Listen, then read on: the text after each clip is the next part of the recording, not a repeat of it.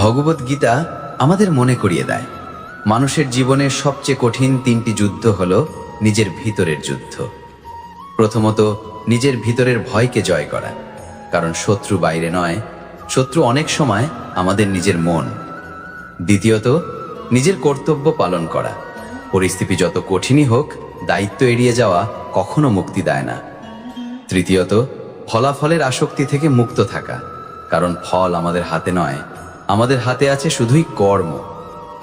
যে মানুষ নিজের মনকে জয় করে সেই প্রকৃত বিজয়ী, কারণ মনকে জয় করতে পারলে পৃথিবীর আর কোনো যুদ্ধ কঠিন থাকে না। গীতা বলে, জীবন পরিবর্তন মানে বাইরের পৃথিবী বদলানো নয়, বরং নিজের ভিতরকে বদলে ফেলা। যখন মন পরিবর্তিত হয়, দৃষ্টিভঙ্গি বদলে যায়, আর যখন দৃষ্টিভঙ্গি বদলে যায় তখন পুরো জীবন বদলে যায়। কুরুক্ষেত্রের বিশাল যুদ্ধক্ষেত্র, আকাশ ধুলায় ঢেকে গেছে, শঙ্খধ্বনি বাতাস কাঁপিয়ে দিচ্ছে। দুই দিকের সৈন্যরা মৃত্যুর মুখোমুখি দাঁড়িয়ে আছে, আর সেই বিস্ফোরণময় উত্তেজনার মধ্যে রথে বসে আছে মহাবীর অর্জুন, হাতে তীর ধনুক। কিন্তু আজ তার বুকের ভেতর কাঁপছে ভয়, তার চোখে জমে উঠছে অশ্রু। সামনে দাঁড়িয়ে আছে তার নিজের মানুষ, দাদু ভীষ্ম, গুরু দ্রোণ, ভাই, আত্মীয়, বন্ধুরা, যাদের ভালোবাসা তাকে মানুষ করেছে, আর আজ তাদের বুক ভেদ করার দায়িত্ব তার নিজের কাঁধে। ঠিক সেই মুহূর্তে অর্জুনের হাত থেকে ধনুক পড়ে যায়, তার শরীর ভারী হয়ে আসে, শ্বাস কাঁপে, চোখ ঝাপসা হয়ে যায়, আর সে ভেঙে পড়ে ভিতরে ভিতরে। কাঁপা কণ্ঠে অর্জুন বলে ওঠে, আমি পারবো না, আমার হাতে শক্তি নেই।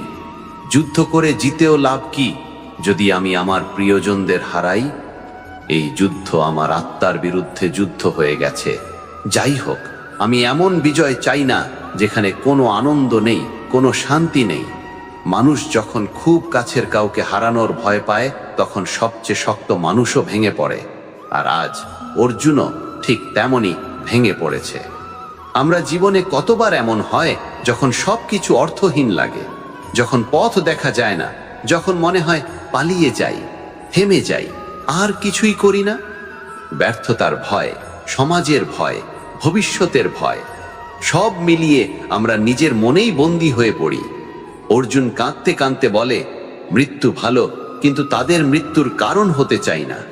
আর রথের সামনে সারথি কৃষ্ণ, যিনি শুধু ঈশ্বর নন, একজন বন্ধু, পথপ্রদর্শক, দার্শনিক, তিনি নীরবে শুনে যাচ্ছেন, কারণ জ্ঞান শুরু হয় শোনা থেকে। তারপর কৃষ্ণ শান্ত স্বরে বলেন, তোমার মনই তোমার সবচেয়ে বড় শত্রু, আর তোমার মনই তোমার সবচেয়ে বড় বন্ধু। যদি তুমি মনকে জিতে ফেলতে পারো, তবে তুমি সারা পৃথিবীকে জিতে ফেলতে পারবে। পালিয়ে গেলে শান্তি পাওয়া যায় না, মুখোমুখি দাঁড়াতেই হয়। এই যুদ্ধ শুধু রাজ্য দখলের জন্য নয়, সত্য ও অন্যায়ের বিরুদ্ধে দাঁড়ানোর যুদ্ধ। যদি অন্যায়ের সামনে চুপ থাকা হয়, তবে পৃথিবী অন্ধকারে ডুবে যাবে। অর্জুন মাথা নিচু করে, নিঃশ্বাস ভারী, কণ্ঠ কাঁপে, আমাকে পথ দেখাও, আমাকে আলো দেখাও, আমি তোমার উপর ভরসা করছি।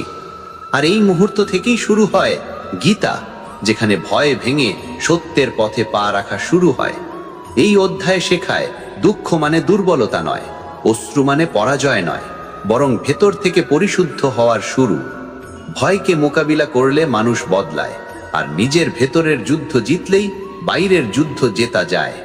ভয় এসেছে তোমাকে থামাতে নয়, জাগাতে। অশ্রু এসেছে ভেঙে ফেলতে নয়, গড়ে তুলতে।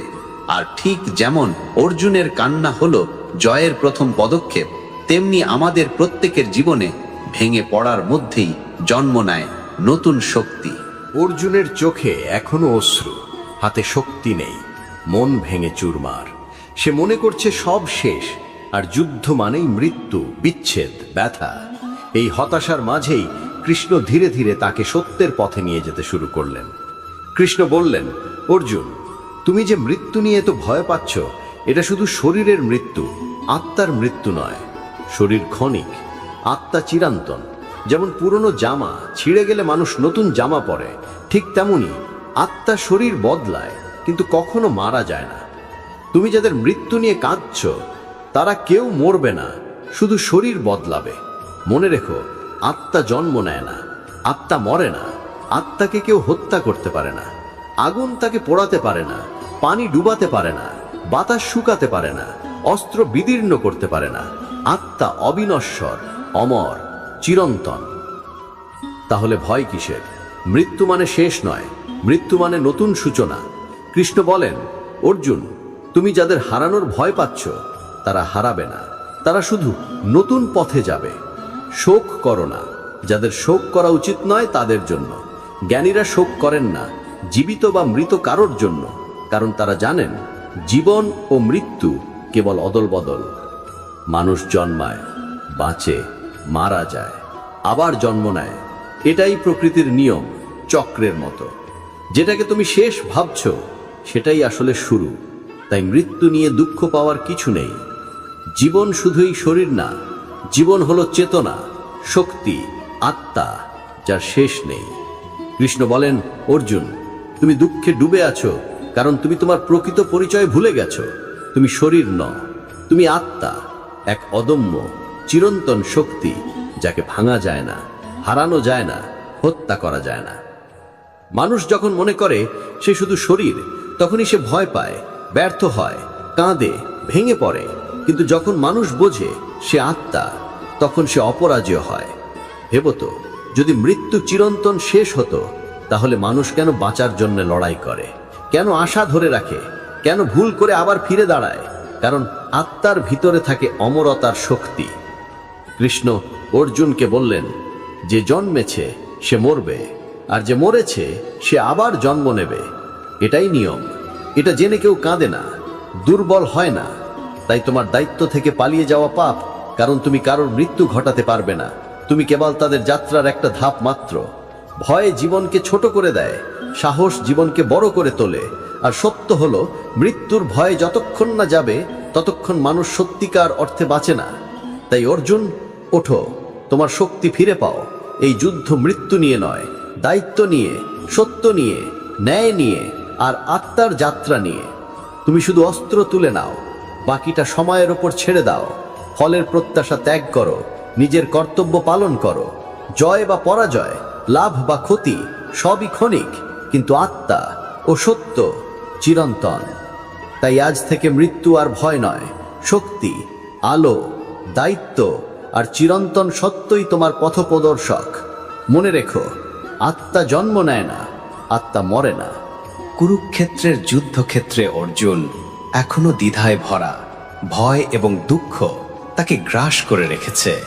তার হাতে অস্ত্র থাকলেও তার মন বন্দী হয়ে আছে ফলাফলের চিন্তার মধ্যে।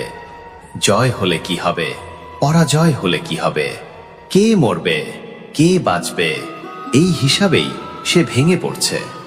তখন কৃষ্ণ গভীর স্বরে বললেন, অর্জুন, এই ভয়ের মূল কারণ হলো তুমি ফলাফল নিয়ে বেশি ভাবছ। তুমি কাজের ওপর নয়, কাজের ফলের ওপর চোখ রেখেছ। আর ফলের প্রতি আসক্তি মানুষকে দুর্বল করে তোলে। কৃষ্ণ বলেন, বুঝে নাও, তোমার অধিকার শুধু কর্মে, কখনোই কর্মের ফলে নয়। কাজ করাই তোমার দায়িত্ব, কিন্তু কাজের ফল তোমার হাতে নয়। মানুষ যখন কাজ করে শুধু পুরস্কারের আশায়, তখন তার মন অস্থির থাকে, হতাশা তাকে খেয়ে ফেলে, আর ছোট ব্যর্থতা তাকে ভেঙে দেয়।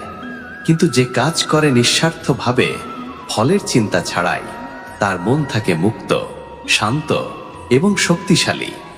কৃষ্ণ বলেন, কর্ম ছাড়া জীবন চলতে পারে না।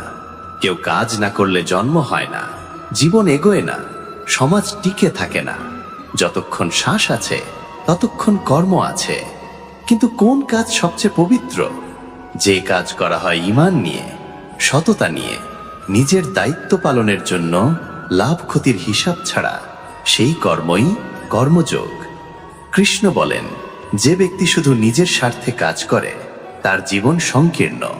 কিন্তু যে ব্যক্তি কর্মকে উপহার মনে করে করে, ফলের দাবি করে না, সে প্রকৃত মুক্ত। যেমন সূর্য আলো ছড়ায়, বিনিময়ে কিছু চায় না। নদী জল দেয়, মূল্য চায় না। গাছ ফল দেয়, ছায়া দেয়, কিন্তু চায় না কোনো প্রতিদান। ঠিক তেমনি কাজ করাই মানুষের ধর্ম। অর্জুন, তুমি একজন যোদ্ধা। সত্য ও ন্যায়ের জন্য লড়াই করা তোমার কর্তব্য। তুমি যদি দায়িত্ব থেকে পালাও তবে অন্যায় জয়ী হবে, আর দায়িত্ব পালনে ভয়ের কোনো স্থান নেই। ভেবে দেখো, তুমি কাজের ফল নিয়ন্ত্রণ করতে পারবে না। বৃষ্টি হবে কি হবে না, গাছ বড় হবে কি হবে না, ফসল ফলবে কি ফলবে না, সবই সময়ের হাতে। আমাদের কাজ শুধু বীজ বপন করা, সেচ দেওয়া, যত্ন নেওয়া।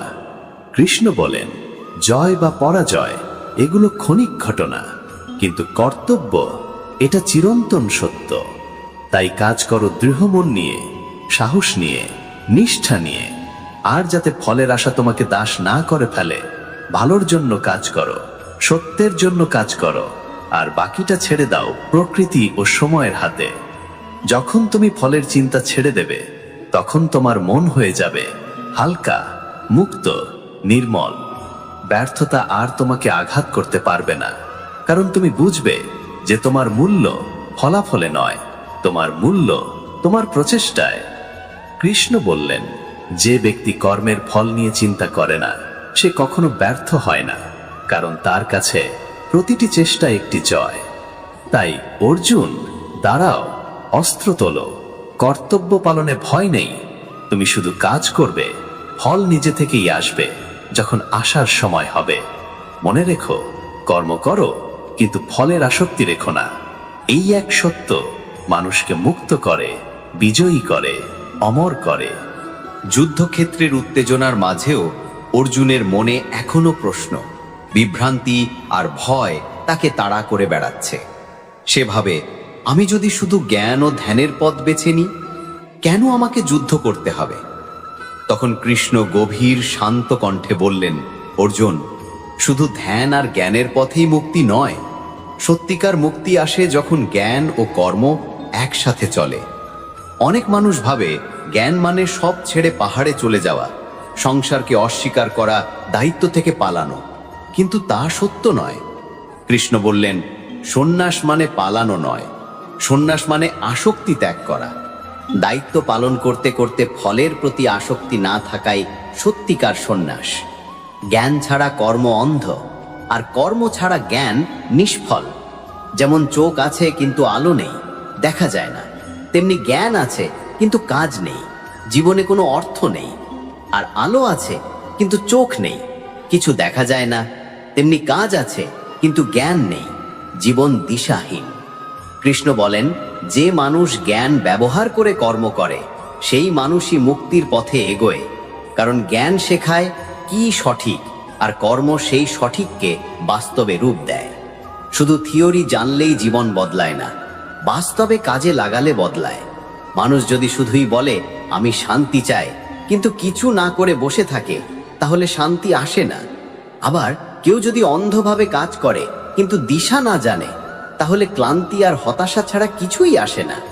তাই জ্ঞান হলো দিশা, আর কর্ম হলো চলার শক্তি। কৃষ্ণ বললেন, অলসতা জ্ঞানের শত্রু, আর অস্থিরতা কর্মের শত্রু। তুমি দুটোকে এক করো, জ্ঞান দিয়ে সিদ্ধান্ত নাও, কর্ম দিয়ে তা বাস্তবায়ন করো। অর্জুন তখন বুঝতে শুরু করে, কাজ মানে শুধু লড়াই নয়, কাজ মানে দায়িত্ব পালন করা, সত্যের জন্য দাঁড়ানো, সমাজের জন্য কাজ করা, এবং নিজের ভয়ের বিরুদ্ধে লড়া। কৃষ্ণ বলেন, যে ব্যক্তি মনের অহংকার, লোভ এবং আক্রমণ থেকে মুক্ত হয়ে কাজ করে, সেই ব্যক্তি প্রকৃত জ্ঞানী। আর যে জ্ঞান পেয়ে কাজ না করে, সে শুধুই বই মুখস্থ করা মানুষ। এই যোগ শেখায় মূল শক্তি আছে কাজে, ফলাফলে নয়। মুক্তি মানে পালিয়ে যাওয়া নয়, মুক্তি মানে জ্ঞান দিয়ে কাজ করা এবং কর্তব্য পালন করা। কৃষ্ণ বলেন, কাজকে বোঝা ভেবো না, কাজকে উপহার ভাবো। কাজকেই তোমার প্রার্থনা বানাও, সংগ্রামকেই তোমার সাধনা বানাও, আর দায়িত্বকেই তোমার যোগ বানাও। তখনই কর্ম হয়ে ওঠে অবসাদ নয়, শান্তি। কাজ হয়ে ওঠে ক্লান্তি নয়, শক্তি। কারণ তুমি কাজ করছো সত্যের জন্য, ভালোবাসার জন্য, মানবতার জন্য, ঈশ্বরের জন্য। অর্জুন, জ্ঞান মানুষকে আলো দেখায়, কর্ম মানুষকে সেই আলোয় হাঁটতে শেখায়। আলোর পথ দেখতে পাওয়াই যথেষ্ট নয়, সেই পথে হাঁটতে হবে, তবেই মুক্তি। মনে রেখো, জ্ঞান ও কর্ম একসাথে চললে মুক্তি সম্ভব। এটাই জ্ঞান কর্ম সন্ন্যাস যোগের চিরন্তন সত্য। অর্জুনের হৃদয়ে এখনো প্রশ্ন। তিনি ভাবছেন, সন্ন্যাস মানে কি সব ছেড়ে হাঁটতে বেরিয়ে যাওয়া? যুদ্ধ ছাড়লে কি আমি পবিত্র হব? দায়িত্ব ত্যাগ করলে কি আমি শান্তি পাব? তখন কৃষ্ণ গভীর ও স্থির কণ্ঠে বললেন, অর্জুন, শুনে রাখো, ত্যাগ মানে কাজ ছেড়ে দেওয়া নয়। ত্যাগ মানে লোভ ছেড়ে দেওয়া, আসক্তি ছেড়ে দেওয়া, অহংকার ছেড়ে দেওয়া। পৃথিবীর সবচেয়ে বড় ত্যাগ হলো নিজের স্বার্থ ত্যাগ করে সত্যের জন্য দাঁড়ানো। অনেকে ভাবে ত্যাগ মানে সব ছেড়ে পাহাড়ে চলে যাওয়া, পৃথিবী এবং মানুষের দায়িত্ব থেকে পালানো। কিন্তু সেটা পালানো, সেটা কাপুরুষতা। প্রকৃত সন্ন্যাসী সেই যে জীবন যুদ্ধের মাঝেই নিজের মনকে জয় করে, লোভকে জিততে দেয় না, অহংকারকে মাথায় চড়তে দেয় না। কৃষ্ণ বললেন, যদি তুমি কাজ ছেড়ে দাও, দায়িত্ব ছেড়ে দাও, সত্যের জন্য লড়াই বন্ধ করো, তাহলে সেটা ত্যাগ নয়, বরং পালানো। কারণ ত্যাগ কখনো দায়িত্বের বিপরীত নয়, বরং দায়িত্ব পালনের শক্তি। ত্যাগ মানে নিজেকে ছোট করা নয়, ত্যাগ মানে নিজেকে বড় করা। যেমন একজন মা সন্তানের জন্য নিজের ঘুম, নিজের আরাম ত্যাগ করে, এটা কি দুর্বলতা? না, এটা শক্তি। যেমন কোনো মানুষ ক্ষুধার্তকে খাওয়ানোর জন্য নিজের অংশ থেকে ভাগ দেয়, এটা কি হারা? না, এটা পাওয়া। ঠিক তেমনি যে নিজের স্বার্থ ত্যাগ করে অন্যের মঙ্গল চায়, সেই প্রকৃত সন্ন্যাসী, সেই প্রকৃত শক্তিমান। কৃষ্ণ বলেন, ত্যাগে আছে শক্তি, ত্যাগে আছে শান্তি, ত্যাগে আছে মুক্তি। মনে রেখো, ত্যাগ মানে কাজ ছেড়ে দেওয়া নয়, ত্যাগ মানে লোভ ত্যাগ করা। যুদ্ধের উত্তেজনার মাঝে অর্জুনের মন এখনো অস্থির। সন্দেহ আর ভয় তাকে টেনে নামাচ্ছে নিচের দিকে। তার মন যেন নিজের বিরুদ্ধে দাঁড়িয়ে গেছে। তখন কৃষ্ণ শান্ত স্থির কণ্ঠে বললেন, অর্জুন, জানো কি মানুষের সবচেয়ে বড় শত্রুকে? বাহিরের শত্রু নয়, নিজের মন। যে মনকে জয় করতে পারে সে পুরো পৃথিবীকে জয় করতে পারে, আর যে পারে না সে নিজের জীবনেই পরাজিত। কৃষ্ণ বলেন, মন যেদিকে যাবে মানুষ সেই দিকেই বয়ে যাবে। মন যদি নিয়ন্ত্রিত হয় তবে জীবন শান্ত এবং আলোয় ভরা, আর যদি মন অস্থির হয় তবে জীবন ঝড়ের মতো ভেঙে পড়ে। মনকে শান্ত করার একমাত্র পথ ধ্যান। ধ্যান কোনো ধর্মীয় আচার নয়, মোমবাতি, আগরবাতি বা মন্ত্র নয়। ধ্যান হলো নিজের ভেতরের সঙ্গে পরিচয়, নিজের আত্মার সঙ্গে কথা বলা, নিজের ভয়, রাগ, চিন্তা ও বেদনার সামনে দাঁড়ানো। কৃষ্ণ বলেন, যে ব্যক্তি ধ্যানের মাধ্যমে মনকে স্থির করতে পারে তার কাছে সুখ দুঃখ সমান, জয় পরাজয় সমান, লাভ ক্ষতি সমান। কারণ সে বাহিরের ঝড়কে নিজের ভেতরে ঢুকতে দেয় না। কিন্তু মনকে নিয়ন্ত্রণ করা কি সহজ? অর্জুন জিজ্ঞেস করে, মন তো এত বিক্ষিপ্ত, এত দ্রুত ছুটে বেড়ায়, আমি কিভাবে এটাকে থামাবো? কৃষ্ণ হাসলেন এবং বললেন, হ্যাঁ, মনকে থামানো বাতাসকে থামানোর মতো কঠিন, কিন্তু অসম্ভব নয়। প্রচেষ্টা এবং অনুশীলনই এটাকে সম্ভব করে। যেমন একজন সুরকার প্রতিদিন অনুশীলন করে, একজন যোদ্ধা প্রতিদিন অস্ত্র চালায়, তেমনি মনকেও প্রতিদিন ধ্যানের মাধ্যমে প্রশিক্ষণ দিতে হয়। ধ্যান মানে সব চিন্তা বন্ধ করা নয়, বরং চিন্তাকে শান্তভাবে নবলোপ করা। মন যখন ছুটে যায় তখন তাকে নরমভাবে ফিরিয়ে আনা, নিজের মধ্যে আলো জ্বালানো। যখন মানুষ ধ্যান করে তখন সে বুঝতে পারে সব ভয় আসে ভবিষ্যতের চিন্তা থেকে, সব কষ্ট আসে অতীতের স্মৃতি থেকে, আর শান্তি থাকে শুধু বর্তমান মুহূর্তে। তাই ধ্যান মানে এখনকে গ্রহণ করা। কৃষ্ণ বলেন, যে ব্যক্তি নিজের মনকে জয় করেছে সে সুখের সময় উড়বে না, দুঃখের সময় ভাঙবে না, সম্মানে অহংকার করবে না, অপমানে ভেঙে পড়বে না। সে অটল, সে স্থির, সে মুক্ত। আর যে মনকে হেরে বসে, সে সব সময় দুঃখে, ভয়, চিন্তায়, ব্যস্ততার জালে বন্দী। ধ্যানের শক্তি হলো মনকে বন্ধু বানানো। কৃষ্ণ বলেন, মন যদি নিয়ন্ত্রিত হয় তাহলে সে বন্ধু, আর মন যদি নিয়ন্ত্রিত না হয় সে হয় ভয়ঙ্কর শত্রু। তাই অর্জুন, তুমি যুদ্ধ জিততে চাও, আগে নিজের ভিতরের যুদ্ধ জিতো। মনকে স্থির করো, নীরবতার সঙ্গে বন্ধুত্ব করো, নিঃশ্বাসকে অনুভব করো। যখন তুমি নিজের মনকে জয় করবে, তখন পৃথিবীর কোনো ঝড় তোমাকে নড়াতে পারবে না। ধ্যান হলো শক্তি, ধ্যান হলো মুক্তি, ধ্যান হলো আলো, যা অন্ধকার ভেদ করে পথ দেখায়। মনে রেখো, মনকে জয় করাই সত্যিকারের যোগ। যুদ্ধক্ষেত্রে দাঁড়িয়ে অর্জুন এখন আরো গভীর প্রশ্নে ডুবে যাচ্ছেন। ঈশ্বর কে? তিনি কোথায়? তিনি কিভাবে আমাদের জীবনে কাজ করেন? তার চোখে ভয় এবং শক্তি একই সঙ্গে লড়াই করছে। আর তখনই কৃষ্ণ শান্ত, গভীর স্বরে বললেন, অর্জুন, জানো কি, আমাকে খুঁজতে তোমাকে আকাশে বা পাহাড়ে বা মন্দিরে যেতে হবে না। আমি তোমার ভেতরেই আছি, তোমার নিঃশ্বাসে, তোমার হৃদয়ের স্পন্দনে, তোমার বিবেকের কণ্ঠে। মানুষ ঈশ্বরকে দূরে খোঁজে, অথচ তিনি সবচেয়ে কাছে, মনের ভেতরে। কৃষ্ণ বলেন, জ্ঞান হলো আমাকে বোঝা, আর বিজ্ঞান হলো আমাকে অনুভব করা। যে শুধু শোনে কিন্তু উপলব্ধি করে না, সে অর্ধেক জানে। আর যে জানে এবং অনুভব করে, সেই প্রকৃত জ্ঞানী। পৃথিবীতে দুই ধরনের শক্তি আছে, দৃশ্যমান শক্তি এবং অদৃশ্য শক্তি। দৃশ্যমান শক্তি হলো শরীর, অস্ত্র, সেনা, রাজ্য, ধন সম্পদ। কিন্তু অদৃশ্য শক্তি হলো বিশ্বাস, ভক্তি, জ্ঞান, সত্য, ন্যায় আর আত্মার আলো। মানুষ দৃশ্যমান শক্তিকেই বড় ভাবে, কিন্তু আসল শক্তি অদৃশ্য শক্তিতে। কৃষ্ণ বলেন, আমি জলেতে স্বাদ, সূর্যের আলো, আগুনে তাপ, জীবনে শক্তি, শ্বাসে প্রাণ, হৃদয়ে ভালোবাসা। আমি প্রতিটি জীবের মধ্যে আছি, ছোট পিঁপড়া থেকে বিশাল মহাবিশ্ব পর্যন্ত। যেমন বাতাস দেখা যায় না কিন্তু অনুভব করা যায়, তেমনি ঈশ্বর দেখা যায় না কিন্তু অনুভব করা যায়। আর সেই অনুভূতি আসে ভক্তি দিয়ে, হৃদয়ের বিশ্বাস দিয়ে এবং জ্ঞান দিয়ে।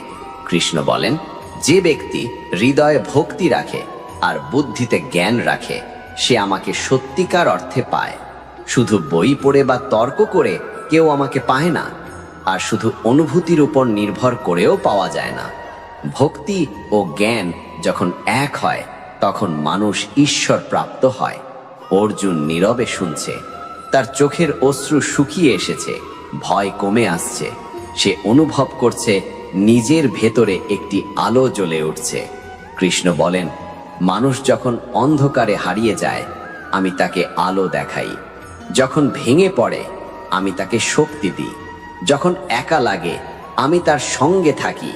যখন কেউ তাকে বুঝে না, আমি তাকে বুঝি। ঈশ্বর কখনো দূরে ছিলেন না, দূরে ছিল আমাদের মন। চোখ বন্ধ করে দেখলে, ভেতরে আলো জ্বাললে, বিশ্বাস করলে, তখন মানুষ বুঝতে পারে সে কখনো একা নয়। কৃষ্ণ বলেন, যে আমাকে মনে মনে ডাকে, ভালোবাসা দিয়ে ডাকে, সত্যের পথে চলে, ন্যায় ধরে রাখে, নিজের ভেতরে আলো জ্বালায়, আমি তার পাশে থাকি সব সময়। তখন অর্জুন বুঝতে পারে, ঈশ্বর সেনাবাহিনীর জোরে নয়, অস্ত্রের শক্তিতে নয়, মন আর জ্ঞানের আলোয় জয় দেন। কৃষ্ণ বলেন, যে সত্য জানে সে ভয় পায় না, যে বিশ্বাস করে সে হার মানে না, যে নিজের ভেতরের আলো খুঁজে পায় সে কখনো অন্ধকারে হারায় না। মনে রেখো, ভক্তি ও জ্ঞান একত্রে ঈশ্বর প্রাপ্তি দেয়। এটাই জ্ঞান বিজ্ঞান যোগের সত্য। যুদ্ধক্ষেত্রের উত্তেজনার মাঝে অর্জুনের মনে আসে গভীর প্রশ্ন। মৃত্যুর পর কি হয়? মৃত্যু কি সবকিছুর শেষ? তখন কৃষ্ণ শান্তভাবে বললেন, অর্জুন, মৃত্যু শেষ নয়। মৃত্যু হলো নতুন অভিযানের শুরু। মৃত্যু হলো শরীরের শেষ, কিন্তু আত্মার যাত্রা চলতেই থাকে। মানুষের পুরো জীবন কাটে ভয় আর বিভ্রান্তিতে, কারণ তারা মনে করে মৃত্যু মানেই শেষ, শূন্যতা, অন্ধকার। কিন্তু সত্য হলো, যা জন্মায় তা মরে, আর যা মরে তা আবার জন্ম নেয়। কিন্তু এই জীবনের সবচেয়ে বড় সত্য হলো, শেষ মুহূর্তে মানুষ যা চিন্তা করে, যার কথা মনে পড়ে, যার নাম মুখে আসে, আত্মা সেই দিকে যাত্রা করে। কৃষ্ণ বলেন, যদি মৃত্যুর মুহূর্তে মন স্থির থাকে, ঈশ্বরের স্মরণ থাকে, ভালোবাসা থাকে, সত্য থাকে, তবে আত্মা চলে যায় আলোর পথে। আর যদি মন থাকে ভয়, লোভ, রাগ, ঘৃণা আর অহংকারে, তবে আত্মা যায় কষ্টের পথে। তাই মৃত্যুর মুহূর্ত সবচেয়ে পবিত্র, সবচেয়ে শক্তিশালী, কারণ সেই মুহূর্তেই আত্মা সিদ্ধান্ত নেয় কোথায় যাবে। কৃষ্ণ বলেন, যে মানুষ সারা জীবন ঈশ্বরকে স্মরণ করে, সত্যের পথে চলে, সদা সৎ চিন্তা রাখে, তার মৃত্যু হয় শান্তির মতো, ফুলের মতো, নিঃশ্বাসের মতো। আর যে মানুষ সারা জীবন লোভ, রাগ, হিংসা, প্রতারণা আর অহংকারে ডুবে থাকে, তার মৃত্যু হয় ভয় আর অস্থিরতায়। অর্জুন স্তব্ধ হয়ে শোনে, আর কৃষ্ণ বলেন, মনে রেখো অর্জুন, মৃত্যুর সময় যে নাম তোমার মুখে থাকবে, সেই নামই তোমার মুক্তির পথ খুলে দেবে। শেষ মুহূর্তে যাকে স্মরণ করবে, তারই সঙ্গে মিলন হবে। যেমন নদী শেষ পর্যন্ত সমুদ্রে গিয়ে মেশে, ঠিক তেমনি আত্মাও শেষ মুহূর্তে তার উৎসের দিকে ফিরে যায়। তাই মৃত্যুকে ভয় পেও না। মৃত্যু হলো প্রত্যাবর্তন, আলোয় ফিরে যাওয়া। কৃষ্ণ বলেন, যে আমাকে জীবনভর স্মরণ করে, আমি মৃত্যুর মুহূর্তে তাকে হাত ধরে নিয়ে যাই, তাকে আলোর পথে তুলি, তাকে মুক্তি দিই। ঈশ্বর দূরে নন, তিনি অপেক্ষা করেন কখন তুমি সত্যিকারের মন নিয়ে তাকে ডাকবে। মানুষের সবচেয়ে বড় ভুল হলো সারা জীবন অর্থ আর দেহকে নিয়ে ব্যস্ত থাকা, আর যখন মৃত্যু আসে তখন মনে পড়ে জীবনের আসল উদ্দেশ্য। তাই এখন থেকেই মনকে শুদ্ধ করো, ভালোবাসা, করুণা, সত্য আর আলো দিয়ে আত্মাকে প্রস্তুত করো, যেন শেষ মুহূর্তে তোমার মনে ভয় না থাকে, আলো থাকে। কৃষ্ণ বলেন, অর্জুন, যদি তুমি চাও তোমার আত্মা মুক্ত হোক, চিরন্তন সুখ লাভ করুক, তাহলে প্রতিটি নিঃশ্বাসে আমাকে স্মরণ করো।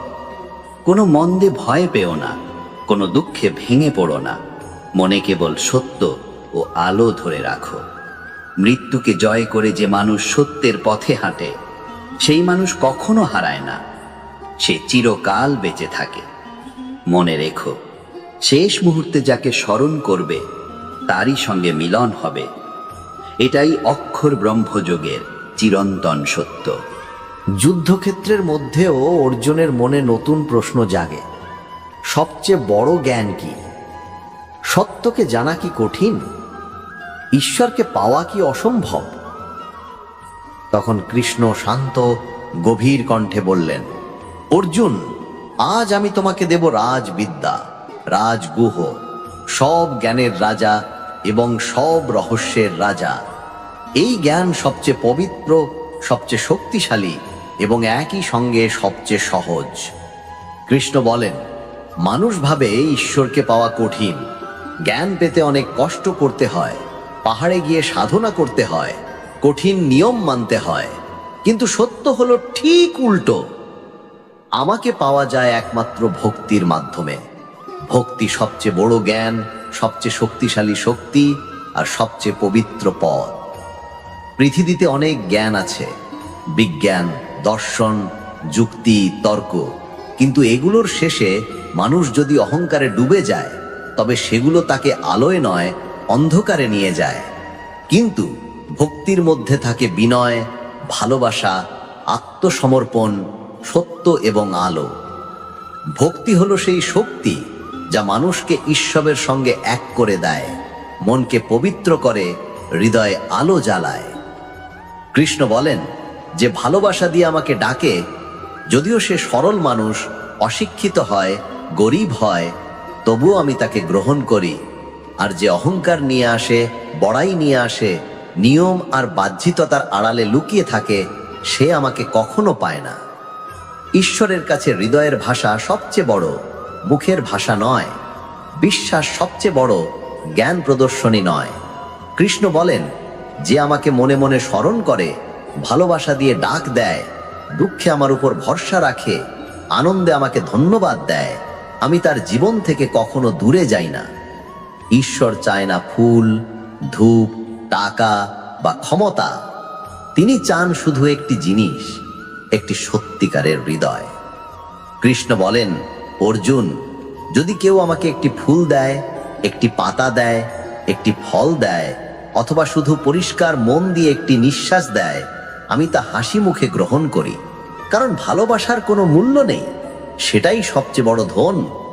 যে ভক্তি করে সে কখনো একা নয়, সে কখনো পরাজিত নয়। কারণ ঈশ্বর তার সঙ্গে হাঁটে, তার হাত ধরে রাখে, ঝড়ের মধ্যে ঢাল হয়ে দাঁড়ায়।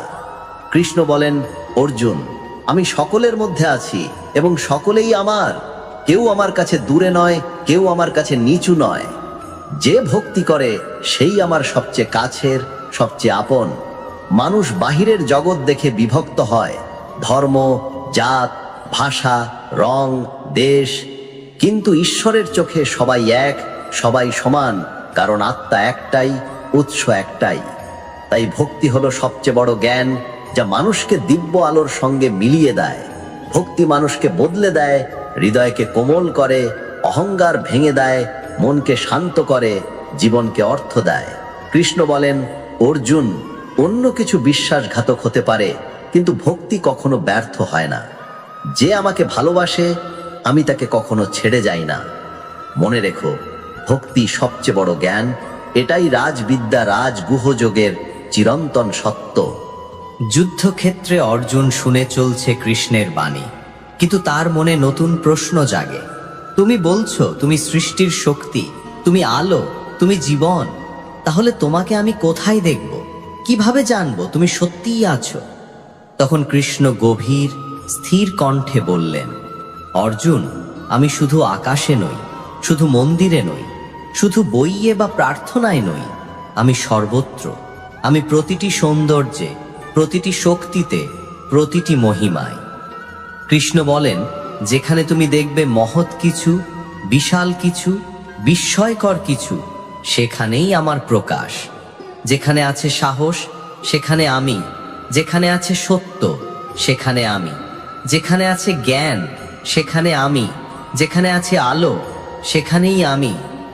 মানুষ ভাবে ঈশ্বরকে দেখা মানে চমৎকার অলৌকিক দৃশ্য দেখা, কিন্তু আসলে ঈশ্বর প্রকাশিত হন প্রতিদিনের জীবনের বিস্ময়ে। কৃষ্ণ বলেন, সূর্য যখন ওঠে তার আলো আমার, চাঁদ যখন রাতে পৃথিবীকে শান্ত করে তার শীতলতা আমার, আগুনে যে তাপ তার শক্তি আমার, মহাসাগরের গর্জনে আমার রূপ, ঝড়ের শক্তিতে আমার তেজ, ফুলের সৌরখে আমার কোমলতা, পাখির ডানায় আমার স্বাধীনতা, শিশুর হাসিতে আমার নির্ভেজালতা, মায়ের ভালোবাসায় আমার আলিঙ্গন। পাহাড়ের উচ্চতা আমার, স্রোতের শক্তি আমার, বজ্রের প্রচণ্ডতা আমার, নক্ষত্রের দীপ্তিতে আমার জ্যোতি। মানুষ যখন কারো মোহনতা দেখে মুগ্ধ হয়, যখন কারো সঙ্গীতে কাঁদে, যখন কারো বীরত্বে গর্ব অনুভব করে, তখন সে ঈশ্বরকেই অনুভব করে, কারণ সমস্ত মহত্বের উৎস একটাই।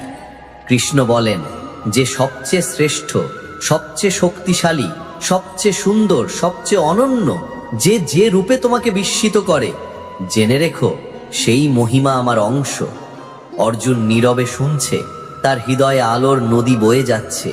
সে বুঝতে শুরু করছে, ঈশ্বর দূরের কেউ নন, তিনি উপস্থিত প্রতিটি মুহূর্তে।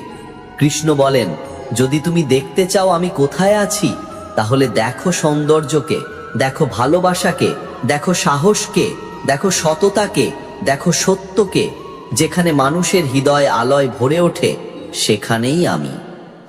যদি কেউ অন্যের জন্য জীবন ঝুঁকি নেয়, তা আমার রূপ। যদি কেউ সত্য ধরে রাখে মৃত্যুর ভয়ও, তা আমার শক্তি। যদি কেউ ক্ষমা করে, ভালোবাসে, মানুষকে রক্ষা করে, তবে সেটাই আমার হৃদয়। কৃষ্ণ বলেন, অর্জুন, তুমি যদি আমাকে দেখতে চাও, দেখো মহিমাকে, কারণ যেখানেই মহিমা সেখানেই আমি। পৃথিবীকে দেখো বিস্ময়ের চোখ দিয়ে, সাধারণের মধ্যে অসাধারণ দেখো, ছোট জিনিসে বড় সৌন্দর্য দেখো, তাহলেই তুমি ঈশ্বরকে প্রতিদিন দেখবে। মনে রেখো, যেখানেই মহিমা সেখানেই কৃষ্ণ। এটাই বিভূতি যোগের চিরন্তন সত্য। এতক্ষণ পর্যন্ত অর্জুন কৃষ্ণকে দেখছিলেন বন্ধুর মতো, সারথীর মতো, একজন দার্শনিকের মতো।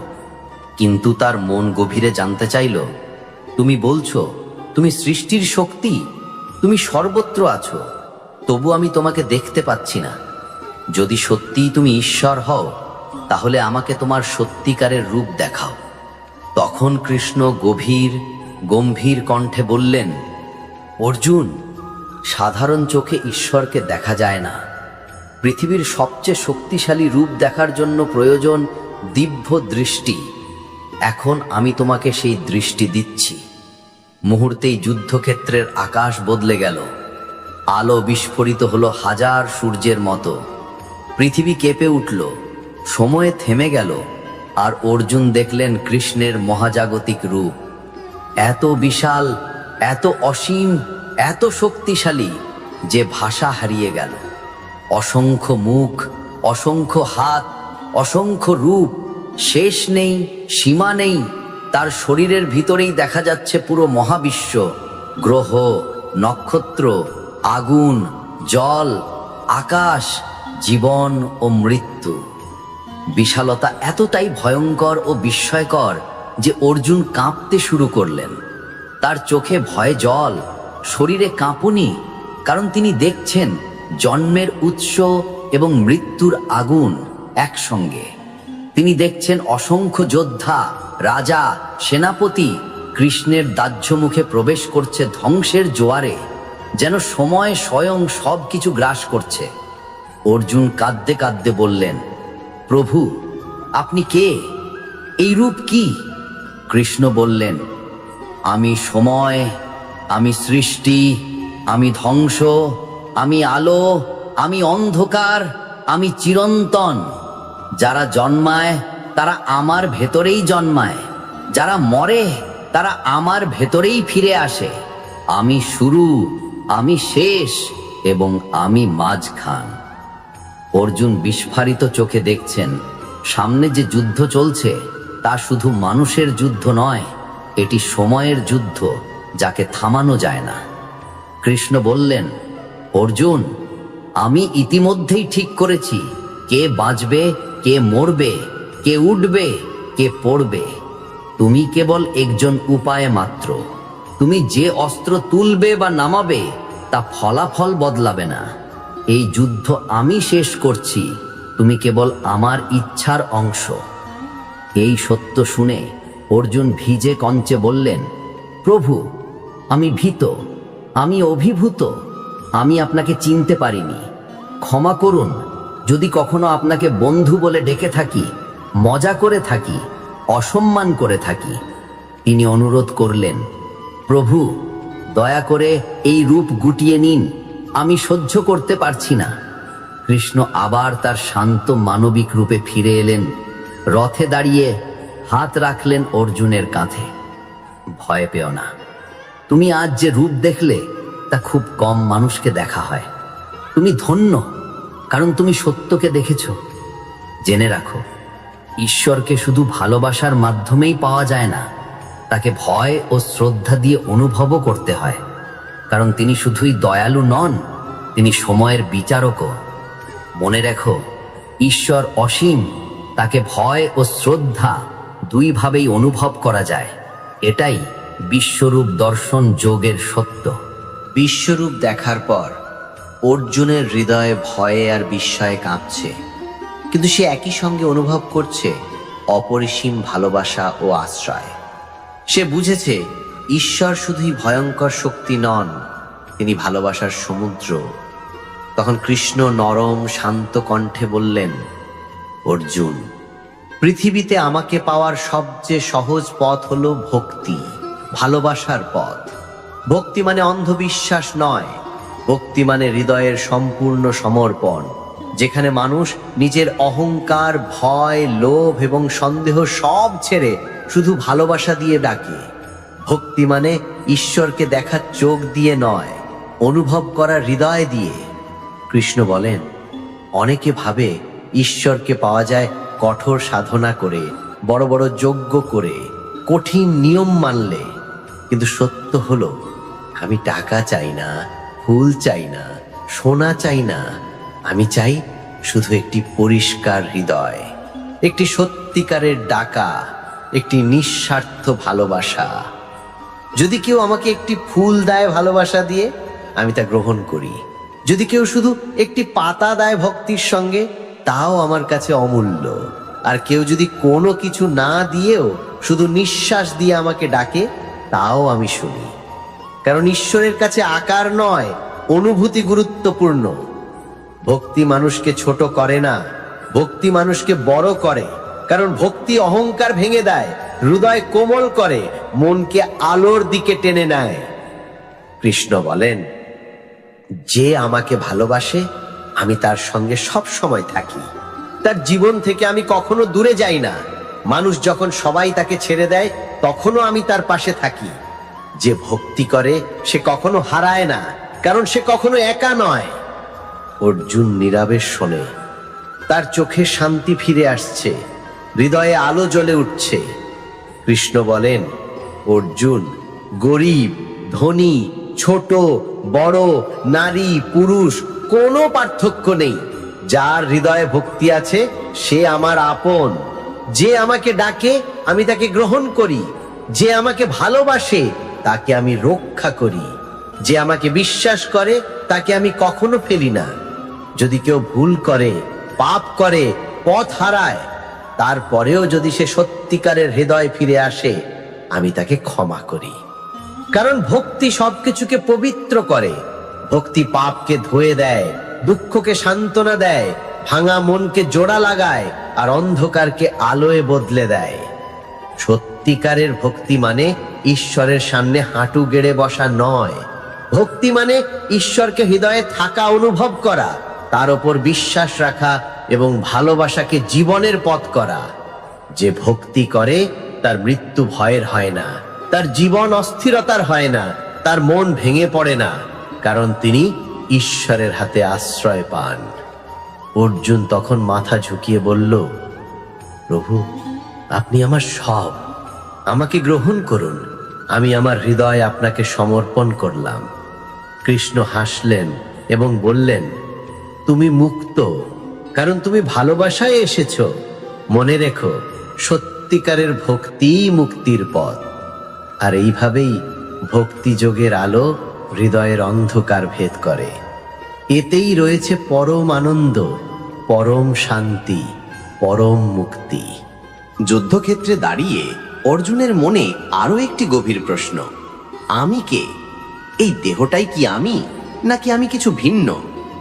তখন শ্রীকৃষ্ণ শান্ত গভীর কণ্ঠে বললেন, অর্জুন, আজ আমি তোমাকে বলবো সবচেয়ে বড় সত্য। দেহ আর আত্মার পার্থক্য।